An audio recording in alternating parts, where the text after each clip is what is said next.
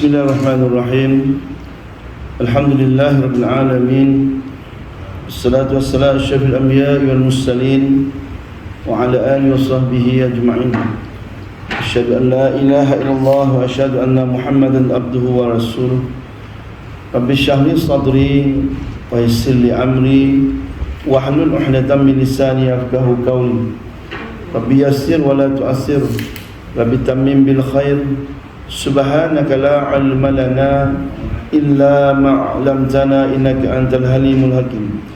La haula wa la quwwata illa billahil aliyyil azim. La haula wa la quwwata illa billahil aliyyil azim. La haula wa la quwwata illa billahil aliyyil azim. Qala Allah fil kitabil aziz. A'udzu billahi minasyaitonir rajim.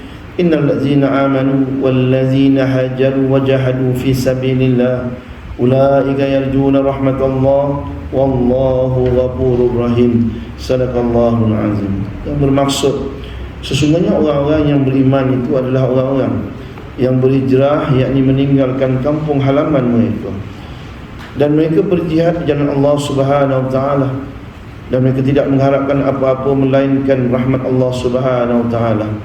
Sesungguhnya Allah Subhanahu wa taala Maha Pengampun lagi Maha Kekal kasih sayangnya. Maka benarlah firman Allah Subhanahu wa taala yang dikasihi lagi dihormati Tuan Imam, Tuan Pengurusi Saf-Saf Pimpinan Surah Ad-Diniyah, ibu-ibu, bapak-bapak, muslimin muslimat yang dirahmati Allah sekalian. Assalamualaikum warahmatullahi wabarakatuh.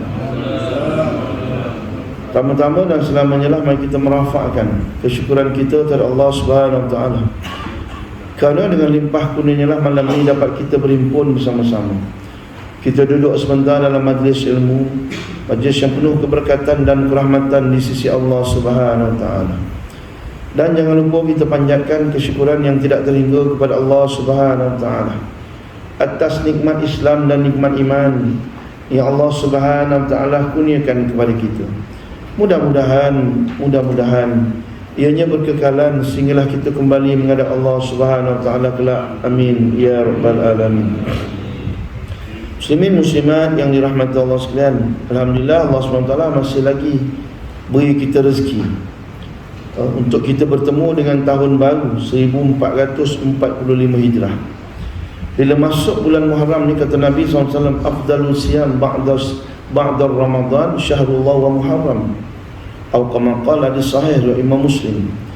Kata Nabi SAW, puasa yang afdal, bulan yang afdal untuk berpuasa selepas Ramadan adalah syahrullah, bulan Allah, bulan Muharram. Oleh itu banyakkanlah berpuasa pada bulan Muharram ni. Dan kebetulan dalam bulan Muharram ni tuan-tuan, ada satu hari yang cukup istimewa, itu puasa pada hari 10 Muharram, puasa Ashura. Nabi SAW ketika mana duduk di Madinah, Nabi SAW tengok puak-puak Yahudi ni puasa pada 10 Muharram. Lalu Nabi SAW tanya dia orang, yang kau puasa 10 Muharram ni siapa? Jawab mereka, kami merayakan hari kemenangan buat Musa yang dapat diselamatkan daripada dihambat dan dibunuh oleh Firaun dan bala tentera dia dalam peristiwa kejadian belah Laut Merah lah. Lalu kata Nabi SAW, sesungguhnya kami lebih layak berpuasa kerana Musa adalah Nabi kami. Lalu Nabi SAW unjurkan kepada sahabat-sahabat radhiyallahu anhum, marilah kita berpuasa pada 10 Muharram. Dan bila mana berpuasa 10 Muharram pula, sahabat-sahabat radhiyallahu anhum tanya kepada Nabi SAW, ya Rasulullah, kita puasa 10 Muharram ni dah sama macam Yahudi, macam mana cerita pula? Lalu kata Nabi SAW, baiklah kalau begitu tahun depan kita pula puasa 9 dan 10 Muharram, nak bezakan dengan Yahudi. Namun sayangnya tuan-tuan, Nabi SAW tak sempat nak puasa pada 9 dan 10 Muharram tahun depan, kerana Nabi SAW sudah wafat, tuan-tuan. Lepas tu tuan-tuan, 9 dan 10 Muharram minggu depan, alhamdulillah cantiknya hari Khamis, hari Jumaat, alhamdulillah. Sebab fadilat dia besar. Kata Ibnu Abbas radhiyallahu anhu, aku tidak pernah tengok Nabi SAW bersungguh nak berpuasa melainkan puasa pada 10 Muharram.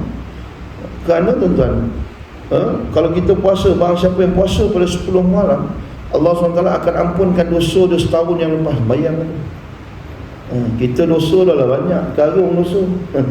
Dalam surau ni siapa yang tak ada dosa? Cuba kat tangan, tak tengok muka. Tak ada harapan nampak tak?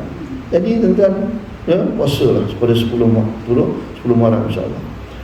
Dan bila masuk bulan Muharram, sinonim dengan peristiwa hijrah Nabi sallallahu alaihi wasallam.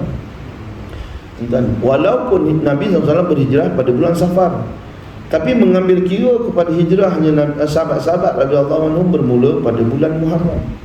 Jadi bulan Muharram dikenang sebagai bulan hijrah, berlakunya peristiwa hijrah. Jadi tuan-tuan, alang-alang bila masuk bulan Muharram ni tuan-tuan, marilah kita kenang kembali peristiwa yang berlaku, peristiwa yang cukup agung tuan-tuan. Tuan-tuan, peristiwa hijrah ni tuan-tuan, kalau tidak ditakdirkan berlakunya hijrah, kita ni belum tentu Islam.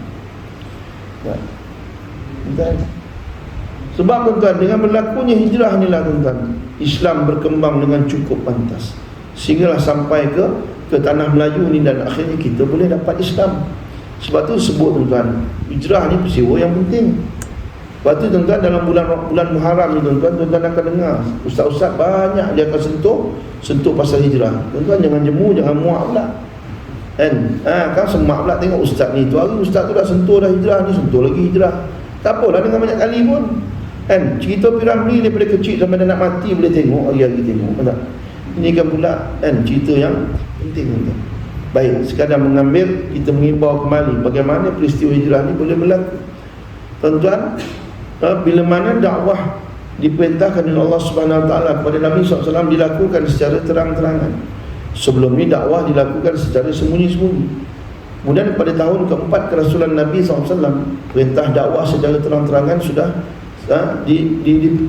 diarahkan oleh Allah Subhanahu Wa Taala. Jadi bermula daripada dakwah secara terang-terangan ni tuan-tuan, akhirnya umat Islam mula diberi tekanan yang hebat oleh puak-puak kafir Quraisy.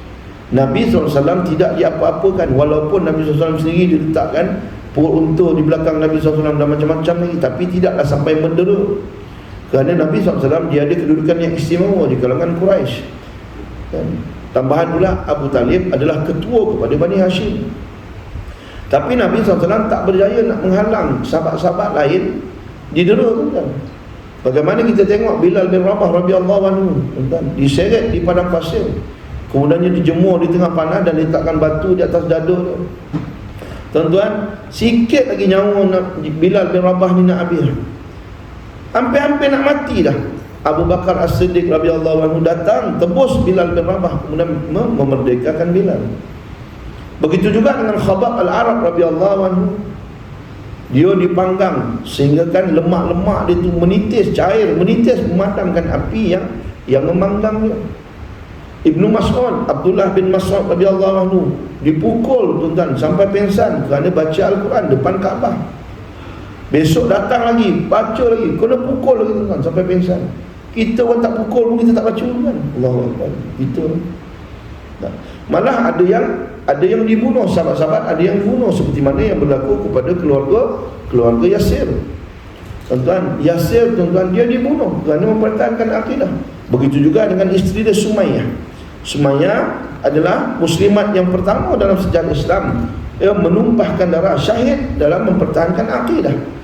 Tuan-tuan, kemaluan dia ditombak tuan-tuan sehingga dia mati. Dan dalam peristiwa inilah Amru bin Hisham mendapat gelaran Abu Jahal. Abu Jahal ni maknanya bapa segala kebodohan. Kalau bahasa mudah faham kita ni, bapa pangang habis itu tak? Senang faham. Sedangkan dia sebelum tu digelar Abul Hakam, bapa segala kecerdikan. Abu Jahal. Tuan-tuan muslimin muslimat yang dirahmati Allah sekalian, tekanan demi tekanan dikenakan terhadap umat Islam. Tuan-tuan, malah umat Islam diboikot ketika mana di Mekah hampir 3 tahun. Sehingga kan dalam sirah tuan-tuan disebut bagaimana sahabat-sahabat ni najis dan macam tai kambing sebab makan daun. Tuan-tuan, begitulah hebatnya tekanan yang dikenakan terhadap umat Islam. Sehingga kan Nabi SAW pada tahun ke-5 kerasulan Nabi SAW diarahkan pergi berhijrah ke Habsyah untuk mendapat perlindungan daripada Raja Najasyi. Tuan-tuan, kumpulan kelompok yang awal pergi hanyalah 15 orang, 10 muslimin, 5 muslimat, yang diketuai oleh Utsman bin Maz'un. Dalam grup tersebut, dalam rombongan tersebut, sahabat besar yang ikut adalah Utsman bin Affan bin Al-Affan. Kemudiannya baru pada tahun ke-7 kerasulan Nabi SAW, pergi lagi kelompok yang kedua, pergi ke Habsyah, diketahui oleh Ja'far bin Abi Talib radhiyallahu anhu. Sehingga kan bila mereka duduk di Habsyah, lama mereka dapat perlindungan daripada Najasyi, mereka dengar berita kata Mekah ni dah okey dah. Mereka dengar Mekah ni dah okey, suasana dah okey. Lalu sekelompok sebahagian daripada mereka balik ke Mekah. Rupanya sampai-sampai Mekah benda tu tak jadi, kan? Orang Islam tetap diburu, tetap didera, tetap dibunuh. Mana yang didapat tu mana scam, SMS, WhatsApp scam. Contoh itulah, tuan-tuan. Kemudian pada tahun ke-11 kerasulan Nabi SAW, datanglah Nabi SAW bertemu dengan 5 orang daripada suku kaum Khazraj. Tuan-tuan, bulan Zulhijjah ni tuan-tuan, daripada dulu sampai sekarang memang Mekah ni sibuk. Kerana sebelum ni tuan-tuan mereka mengerjakan haji. Sebab haji ni syariat daripada zaman Nabi Ibrahim AS. Sebab tu mereka datang bulan Zulhijjah mengerjakan haji. Cumanya haji tu syariat dah diubah. Syariat Nabi Ibrahim tu dah diubah. Dan diubah buat cara dia lah, kan? Pasal mereka ubah sebab ada kepentingan pada mereka. Yalah, dia orang lah jual fish magnet, cap, baju, air mineral, semua dia orang lah jual, nak untung, kan? Dengan musim haji tu mereka untung. Lalu Nabi SAW berjumpa dengan suku kaum Khazraj. Kata periwayat hadis, aku tak ingat 6 ke 7. Lalu Nabi SAW tanya mereka, kamu daripada mana? Kami daripada Yasrib. Boleh tak kalau kita sembang sekejap? Contohlah bahasa sudah faham. Lalu mereka setuju dan duduk bersama-sama dengan Nabi SAW. Dan Nabi SAW sampaikan Islam, baca ayat-ayat Al-Quran. Lalu mereka terpesona dengan ayat-ayat yang dibaca oleh Nabi SAW. Akhirnya mereka memeluk Islam. Kemudian mereka balik ke Yasrib. Sampai di Yasrib, kata ulama sirah, nama Nabi SAW ni masuk ke setiap rumah di Yasrib. Masuk semua cerita dengan Muhammad Nabi akhir zaman tu cerita. Dan kebetulan pula tuan-tuan, Aus dan Khazraj ni tuan-tuan, mereka bergaduh sesama mereka. Dalam masa yang sama mereka bergaduh dengan Yahudi di Madinah. Yahudi ni tuan-tuan, dia 1/3 penduduk Madinah adalah Yahudi. Yasrib adalah Yahudi. Dia ada 3 bani besar di Yasrib ni tuan-tuan, lama-lama Madinah. Itu Bani Nazir, Bani Khainuqa dengan Bani Khuraizah. Setiap kali mereka bergaduh, Yahudi akan ungkap kata-kata ni. Dia kata, kamu tunggulah kemunculan Nabi akhir zaman. Bila muncul Nabi akhir zaman, kami akan berbai'ah dengan dia, dan kamu semua, leher-leher kamu semua kami akan tebas. Mantap. Confident Yahudi kan? Kenapa? Kerana mereka yakin Nabi akhir zaman akan muncul daripada kalangan mereka. Tuan-tuan, Nabi-Nabi ni daripada Bani Israel, bermula daripada Nabi Yaqub kan? Sampai Nabi Yusuf, Bani Israel semua. Cuma beberapa Nabi je yang bukan Bani Israel. Antaranya Nabi Saleh, Nabi Hud, bukan daripada Bani Israel. Lepas tu mereka confident. Jadi bila mereka dengar kata ada ni Muhammad, Nabi akhir zaman, bawa Islam ada di Mekah, mereka kata inilah dia Nabi akhir zaman. Lalu mereka kata kita kena bai'ah dulu sebelum Yahudi bai'ah. Mana pendekatan politik. Sebelum Yahudi bai'ah, baik kita bai'ah dulu. Takut kalau Yahudi kan dia tebas dia kita kan payah kita, jadi kita bai'ah dulu. Pendekatan politik dia begitulah, buat pakatan dulu awal-awal, senang, nanti nak bilang ayo. Contoh itulah kan. Lalu akhirnya pada tahun ke-12 kerasulan Nabi SAW, datanglah 12 orang pimpinan daripada Aus dan Khazraj bertemu dengan Nabi SAW. Akhirnya mereka minta supaya diislamkan, dan mereka berjanji kepada Nabi SAW bahawa kami tidak akan mensyirik Allah SWT, kami tidak akan minum arak, kami tidak akan berzina, kami tidak akan berjudi, kami tidak akan bunuh anak-anak kami. Dan ini dipanggil Bai'atul Aqabah yang pertama. Setelah itu mereka balik. Lalu sebelum mereka balik, Nabi SAW kirim 2 sahabat kanan ikut mereka balik ke Yathrib untuk sebar Islam, ajar agama dan ajar Al-Quran. Ajar Islam dan ajar Al-Quran. Siapa dia tuan-tuan? 2 sahabat kanan ni. Yang pertama Mus'ab bin Umair radhiyallahu anhu. Mus'ab bin Umair ni tuan-tuan orang hebat. Dia di satu hari bila Nabi SAW duduk di dalam Masjid Nabawi bersama dengan sahabat-sahabat radhiyallahu anhu, tuan-tuan, tiba-tiba nampak Mus'ab ni melangkah masuk dalam masjid. Nabi SAW tengok dia menangis, tuan. Menangis Nabi SAW. Tengok dengan baju dia yang lusuh, jubah dia lusuh, kain lidah tu pun koyak-koyak.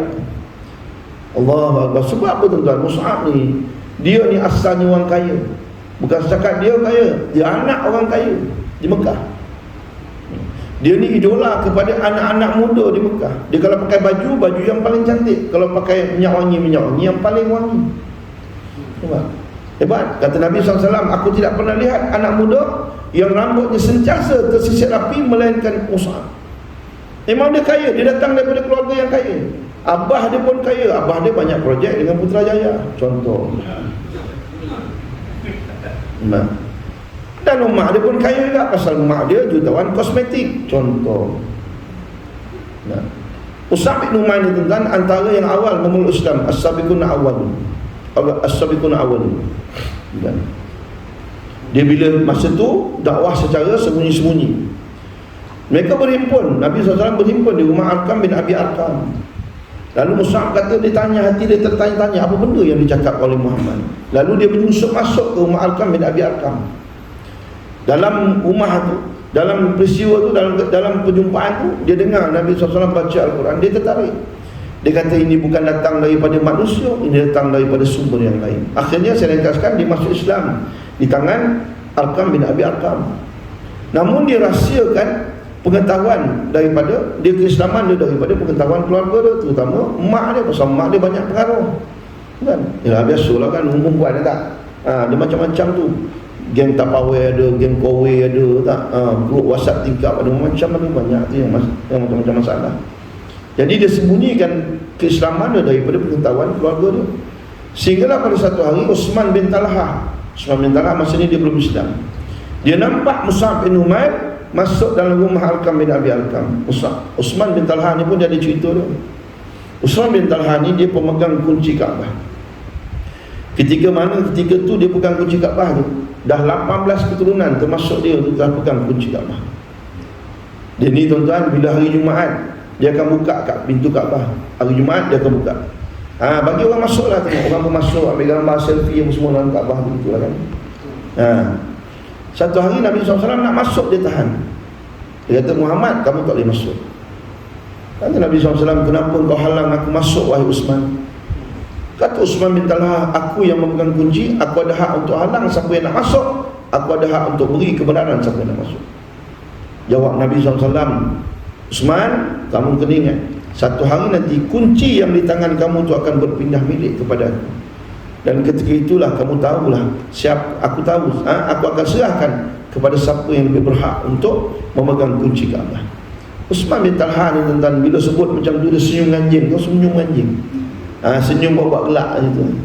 Dia kata kalau betul lah jadi macam tu, makna kehinaanlah kepada Quraisy. Kata Nabi SAW, dah ketika kalau jadilah benda ni, dia kata makna satu kemuliaan kepada Quraisy. Saya ringkaskan cerita, akhirnya berlaku Fathul Mekah. Bila berlaku Fathul Mekah tuan-tuan, Nabi SAW berdiri depan pintu Kaabah dan perintahkan Sayyidina Ali Karamahullah wajhah pergi rumah Uthman bin Talha untuk ambil kunci Kaabah. Uthman bin Talha masa tu tengah menyorok tuan-tuan dekat tepi dapur gas kat rumah ni, contoh gitulah kan. Punya takut biru muka tu. Sampai di rumah, Ali panggil. Dia ada dua riwayat. Yang pertama kata Ali ambil kunci dan dia ikut belakang. Riwayat kedua kata dia bawa kunci tu jalan, Ali ikut belakang. Sampai depan Kaabah, serah kunci pada Nabi SAW, buka pintu, Nabi SAW masuk, sembahyang bersama sahabat-sahabat kanan. Sayyidina Ali, Sayyidina Umar, Sayyidina Abu Bakar. Mayang, habis tu Nabi SAW panggil Uthman bin Talha tadi. Uthman, mesti kau ingat tak dulu aku cakap pasal kunci ni? Tanya Nabi SAW pada Uthman. Uthman kata, ingat wahai Muhammad. Jawab tu tunduk macam mana Eskadar Usman dalam cerita 3 Abdul. Tunduk dia, takut dia.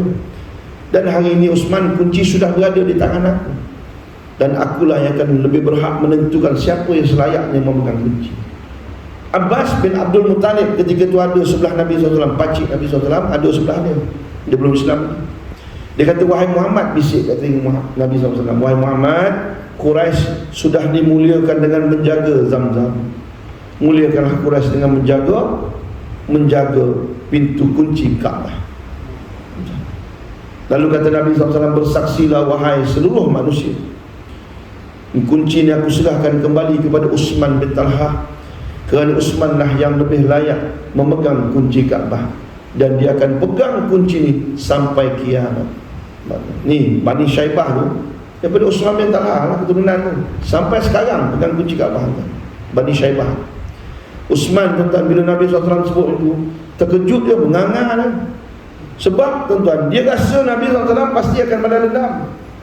Kan, contoh macam kita lah tuan-tuan. Macam kita lah. Gua dulu jadi kerajaan, kesian kan. Sekarang kerajaan dah jatuh. Mana kata apa? Kan. Paling tidak mesti dukuk kepala. Sakit hati. Tapi Nabi SAW tak buat itu kan.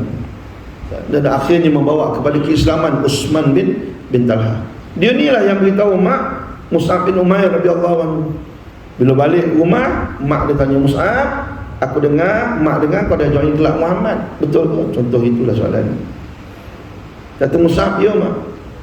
Baik, kalau kau tinggalkan Muhammad, segala harta milik kami ini engkau punya. Tapi kalau kau duduk dengan Muhammad, kau tidak akan dapat satu pun. Kata Mus'ab bin Umair, aku tetap dengan kalimah la ilaha illallah Muhammadur Allahu akbar. Itu yang bila Nabi SAW tengok dia menangis tu.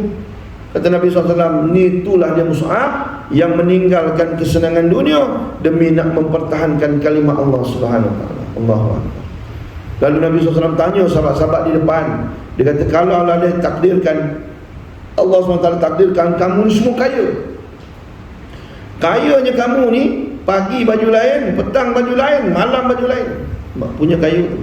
Macam cerita Hindustan lah, nyanyi tak, 8 pasang baju tukar baru habis satu lagu main. Macam tu kaya tu.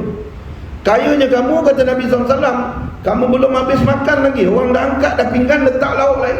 Oh, hebat. Senang cakap tengah-tengah makan tu kan, orang tarik pinggan tu, berhenti pinggan baru. Main punya kayu tu.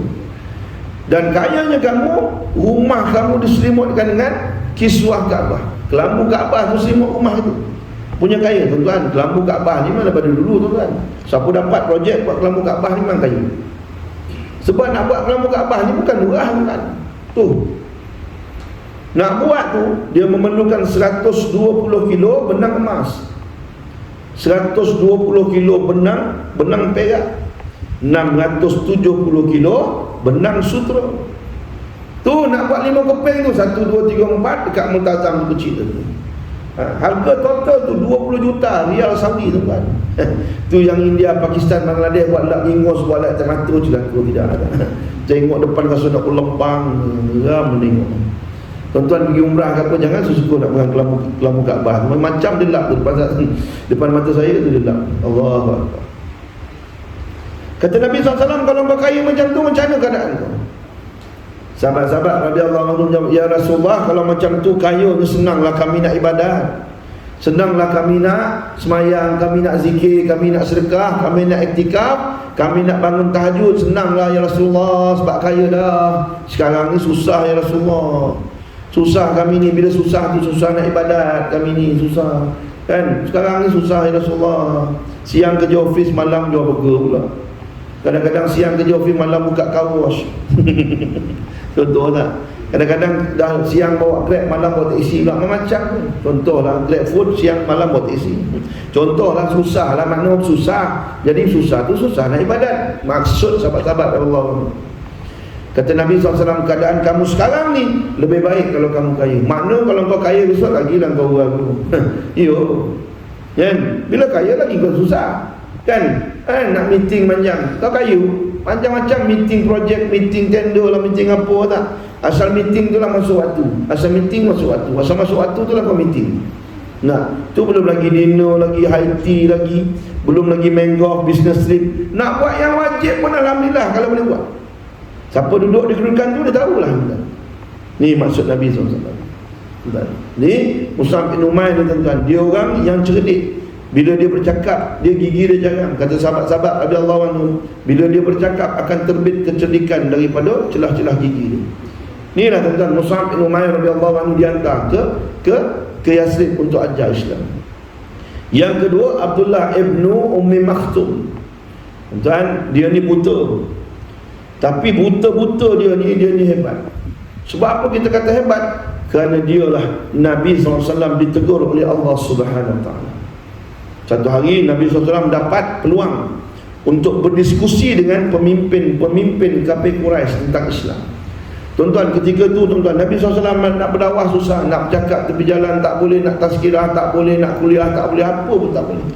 Sampaikan didoktrin dalam kepala otak anak-anak di Mekah ni, kalau nampak Muhammad, tutup telinga, pasal dia ni ahli sihir, kalau bercakap nanti orang terpedaya. Tiba-tiba mereka dapat peluang, Nabi SAW dapat peluang untuk berdiskusi dengan pemimpin kafir Quraisy. Di depan Nabi SAW ketika itu Abu Jahal, Utbah bin Rabi'ah, Abbas bin Abdul Muttalib. Ni depan. Dalam kalau kita buka sirah Ibn Ishaq, ditambah seorang lagi, Al-Walid Al-Mughirah. Al-Walid Al-Mughirah ni siapa? Bapa kepada Khalid Al-Walid. Khalid Al-Walid masuk Islam, abah dia tak masuk Islam. Ni 4 orang Nabi SAW tengah bercakap, tengah berdiskusi. Tiba-tiba Abdullah Ibn Umi Maktum datang, dia sentuh Nabi SAW, dia usik Nabi SAW. Dia buta tuan-tuan, dia bukan tahu. Nabi SAW tengok dia, Nabi SAW berpaling, usik sekali lagi. Nabi SAW tengok dia, Nabi SAW tak marah pun, cuma berubah sikit air muka Nabi SAW. Pasal inilah senang faham dia kata nak cakap ni kau ni dengan aku sekarang, kejap lagi kita lepak mamak, kena sambil roti canai ngeteh kan, kita sembang lah. Ni aku nak jumpa dia orang ni, payah depan aku ni YB, Datuk Seri, Tan, Kenton semua depan aku ni. Jadi ni nak peluang nak cakap, contoh itulah kan. Jadi kau jangan kacau dulu, contoh macam tu.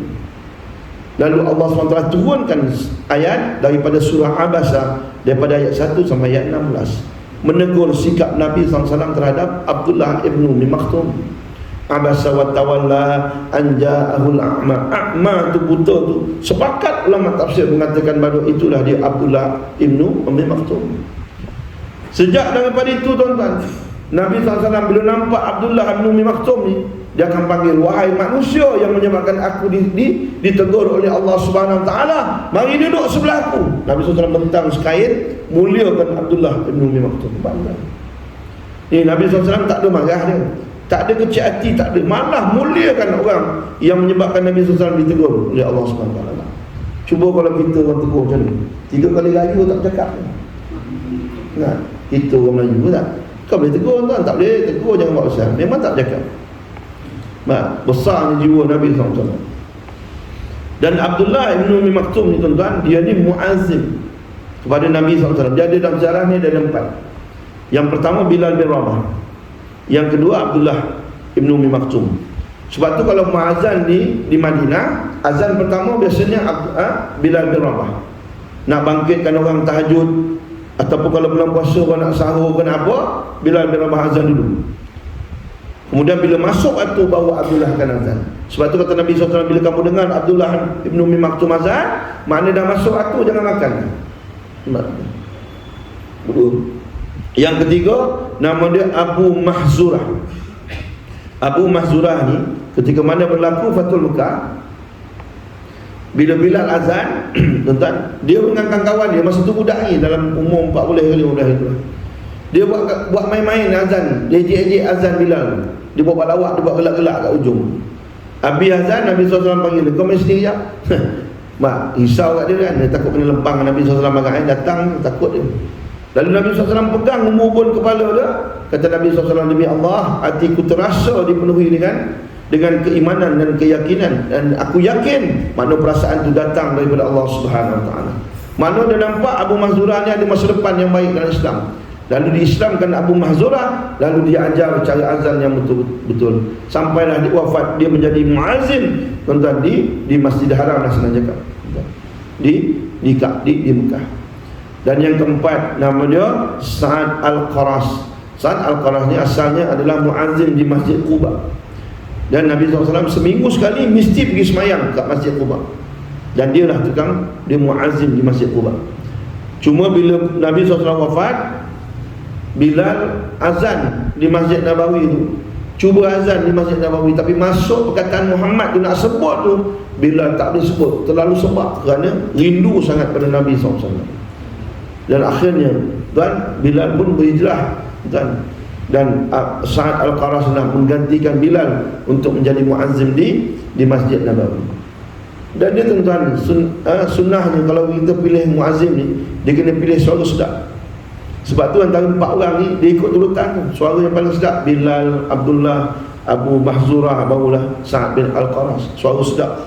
Batu sunat sunnah Nabi SAW ni pilih muazzin dia suara sedap. Jadi kalau dia azan tu kita duduk kat rumah tu rasa nak semayang, datang semayang tu, nak sarung baju pergi semayang, rasa tertarik tu demi azan tu. Dan syahdu betul. Jangan pilih Bilal yang dia azan, kita dah sampai Masrah dah patah balik lari rumah. Allahu Akbar. Mengilai apa tu tak? Allahu Akbar. Baik. Muslimin muslimat yang dirahmati Allah sekalian. Dan Abdullah ibnu Umi Maktum tuan-tuan, dia dilantik 13 kali menjadi pemangku Perdana Menteri di Madinah, kan? 13 kali.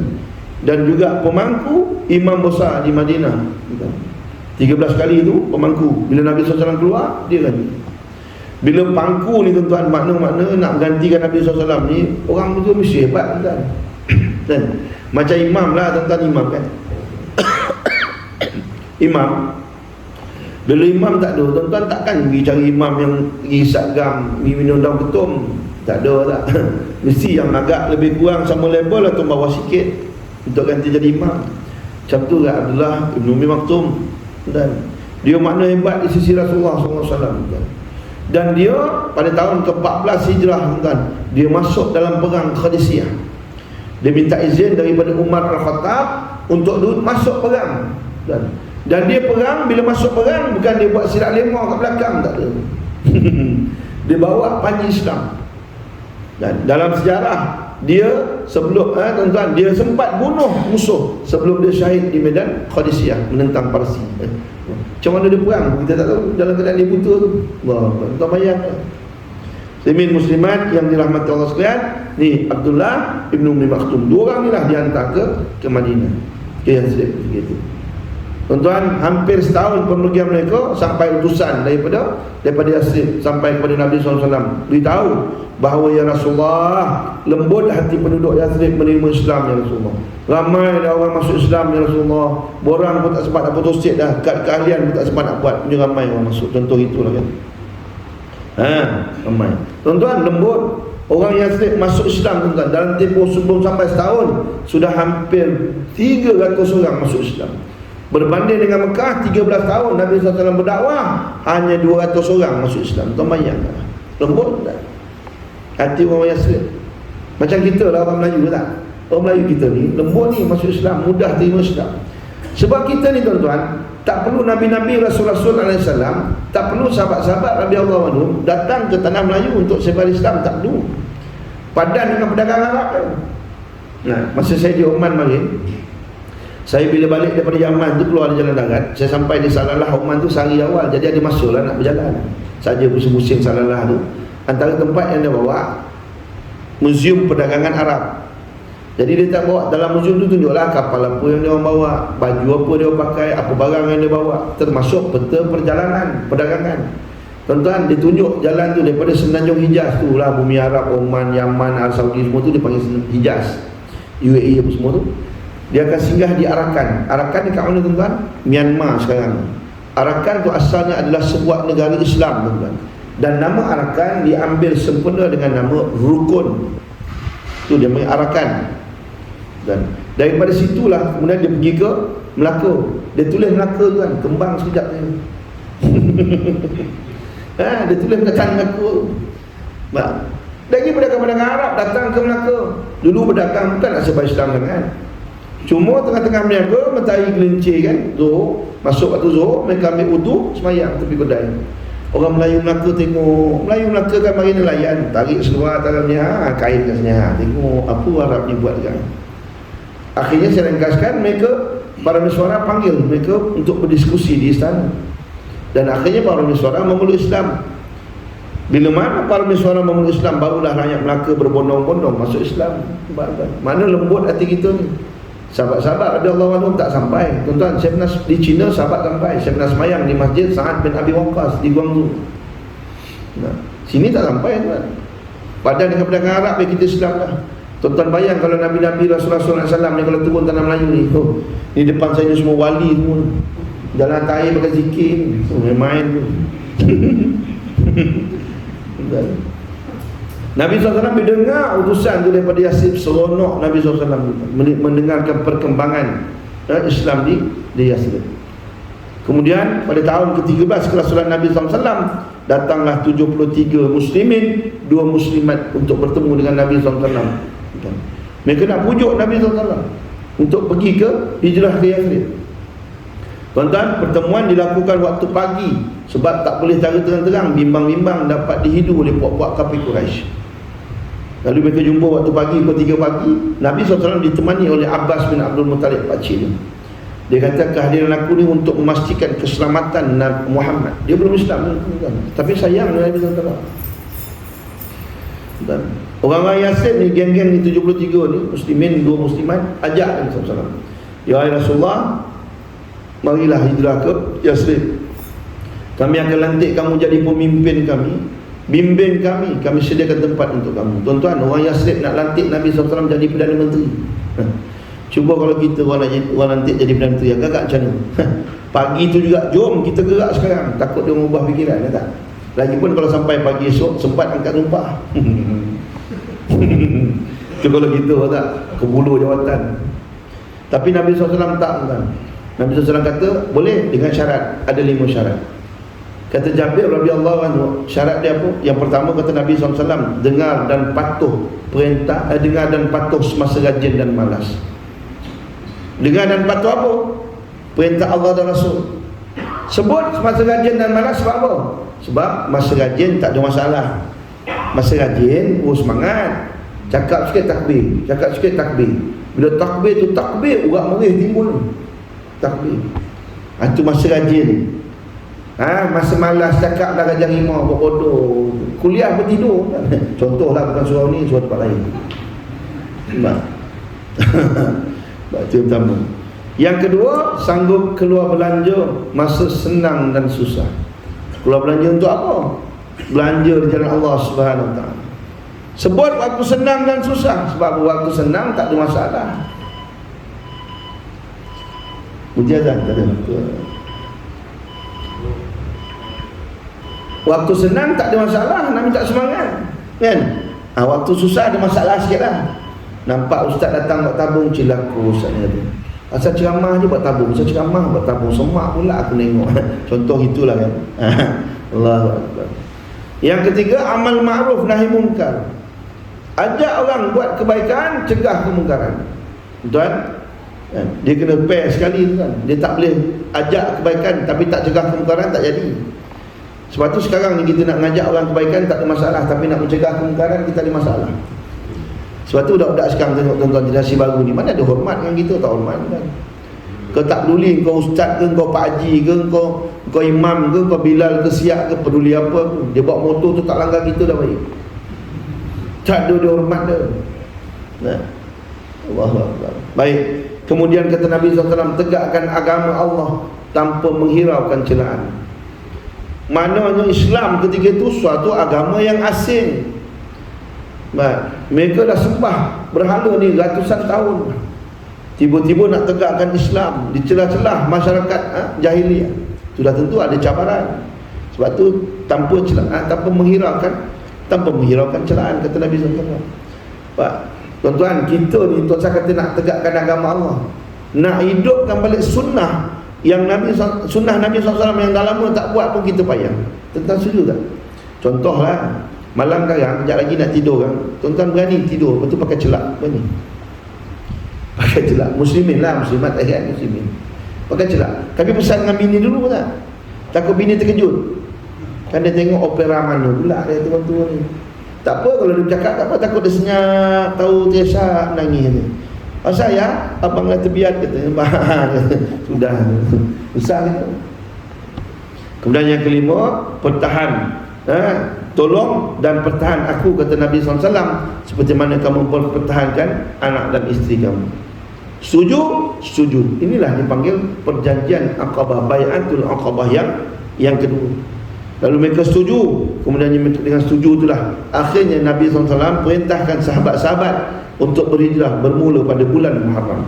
Kelompok yang pertama, Sa'ad bin Abi Waqqas, Bilal bin Rabah, Ammar bin Yasir pergi ke Yasrib. Nabi SAW perintah supaya pergi secara senyap-senyap. Jangan bising-bising.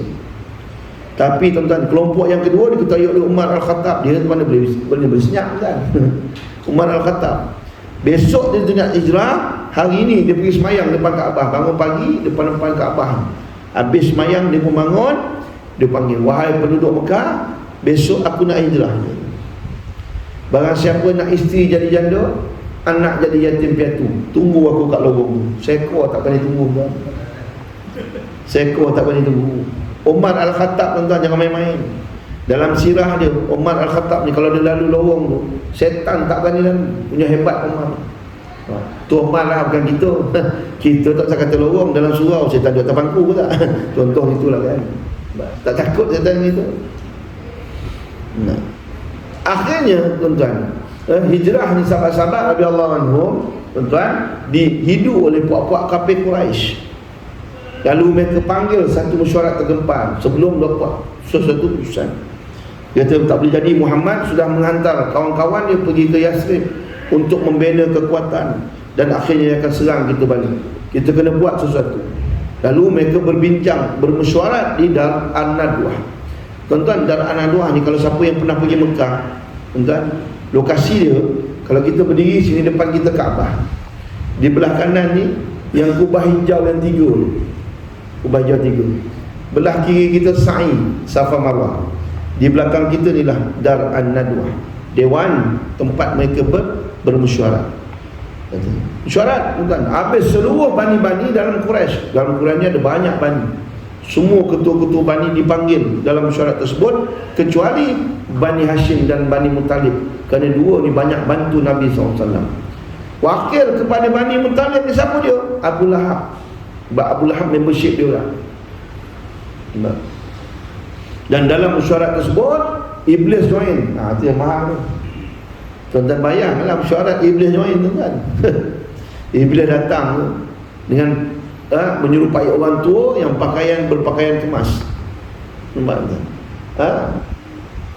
Bila nak masuk pintu watahannya, ni kau daripada mana ni, tak pernah nampak belah-belah serampai ni. Contoh itulah kan. Dia kata aku ni asal daripada Najd. Najd ni tuan-tuan, kalau kita sekarang ni di suatu daerah yang besar, dia sepadan dengan Madinah, sepadan dengan Mekah, dan Riyadh di dalam wilayah Najd. Dia kata aku datang daripada Najd, aku dengar kata nak bunuh Muhammad, jadi aku nak join dalam mesyuarat. Cantik, satu matlamat, masuk silakan. Nampak tuan? Daripada dulu lagi tuan-tuan, orang kafir ni kalau mereka nak bunuh orang Islam, mereka boleh bersatu. Contoh yang paling mudah, perang di Syria. Perang Syria tuan-tuan, China dan Rusia bergaduh puluhan tahun akibat sempadan yang negara ni. Sempadan negara ni gaduh kan. Malah pernah berlaku perang di antara mereka, dua kuasa besar. Tapi bila nak bunuh umat Islam di Syria, mereka boleh bergabung. Allahu Akbar. Begitu juga dengan Syiah tuan-tuan. Syiah tuan-tuan, Syiah Nusairiyah Alawiyah di Syria tak baik dengan Syiah Hizbullah di Lebanon, Syiah Ayatullah di Iran, Syiah Zaidiyah di Yaman. Semua tu tak baik. Dia kata dia sesat, dia kata dia sesat, dia kata dia sesat, padahal semua sesat. Tapi bila Syiah Nusairiyah Alawiyah di Syria kena, tengok semua bergabung bantu tuan. Sebab tu Syiah Nusairiyah Alawiyah di Syria ni tuan-tuan, dia ada 6% saja daripada 27 juta dululah. 27 juta penduduk Syria, dia ada 6% saja. Tuan-tuan bayangkan, 6% tu boleh kontrol Syria, boleh perintah Syria, boleh bunuh Sunni. Sedangkan Sunni 88%. Sebab apa? Ada banyak sebab. Antara dia tu dia kan, mereka bersatu bila nak bunuh umat Islam. Sedangkan Sunni 88% ni tuan, bergaduh siang malam. Gaduh siang malam. Kalau kena tengok lu, kalau kena tu kau tengok bendera kalau apa. Kalau bendera sama kala kau tolong, tak ada pergi mampuin kau. Bergaduh siang malam. Bergaduh benda-benda furuk, benda-benda ranting, benda-benda biasa. Kuno, tahlil, contoh gitulah kan. Bergaduh benda-benda bodoh gitulah.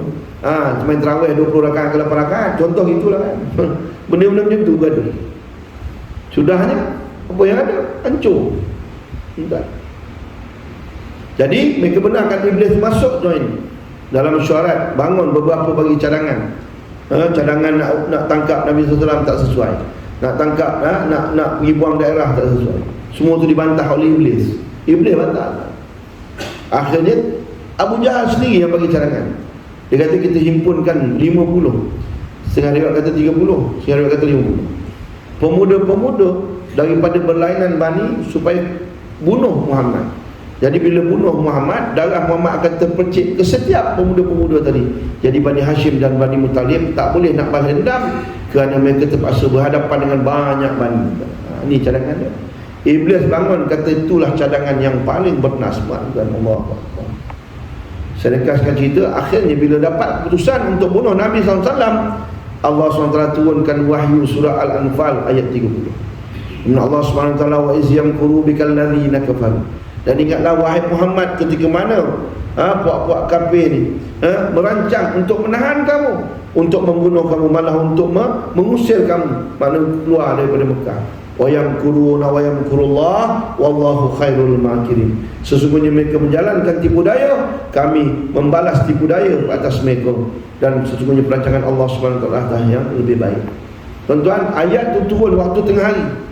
Nabi SAW dapat di ayat ni tuan-tuan, makna perintah hijrah sudah datang, sudah sampai. Lalu pergi ke rumah Abu Bakar As-Siddiq radhiyallahu anhu. Waktu tak biasa orang datang.